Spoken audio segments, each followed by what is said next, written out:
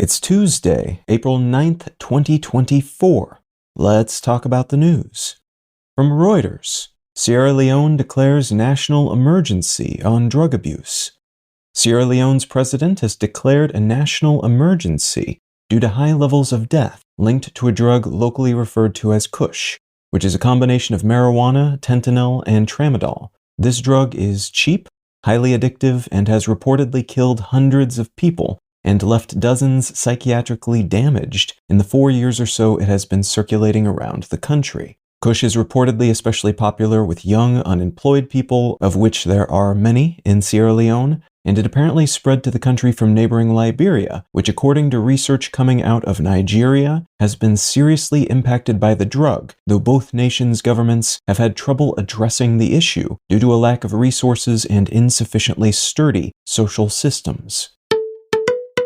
From the New York Times, Israel withdraws troops from southern Gaza as war hits 6-month mark. About half a year after Hamas launched a sneak attack on Israel, triggering a massive counterattack from Israeli military forces into the Gaza Strip, the Israeli military has reportedly pulled all but one brigade from southern Gaza, where most of the fighting is now occurring, as officials from various interested nations meet in Cairo to discuss a long-lasting ceasefire. Those peace talks, attended by officials from the US, Egypt, Qatar, Israel, and Hamas, kicked off over the weekend, and the ambition is to establish a temporary ceasefire in the region with the hopes that said ceasefire would evolve into a permanent next step state of peace, though hurdles remain as the issue of Israeli hostages, still held by Hamas, continues to complicate discussions, as do questions about what the region will look like, who will govern and provide security,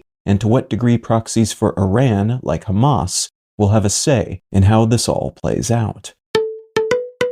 And from Barron's, Zimbabwe launches new gold-backed currency. Zimbabwe's central bank launched a new currency last week, which is backed by gold and meant to help stabilize the country's economy and tame long-ballooning inflation. The Zimbabwean dollar has lost nearly 100% of its value against the US dollar over the past year, as ongoing and widespread poverty, high levels of unemployment, and intense consistent drought have amplified existing economic issues. And the introduction of this new currency, Zimbabwe Gold, or ZiG for short, is meant to simplify things by tying the number of notes in circulation to gold the government has on hand, preventing overprinting. The ZiG was introduced as part of a larger effort to address inflation rates that hit 55% in March, and which have caused the country's previous currency to trade at around 30,000 to 1 against the USD, and as much as 40,000 to 1 on the black market. If you're finding some value in One Sentence News, consider leaving a quick review wherever you get your podcasts and/or sharing the show with a friend. You can find out more about this show or subscribe to the email version at onesentencenews.com, and you can support this and other related projects like the Let's Know Things and Brain Lenses podcasts at understandery.com.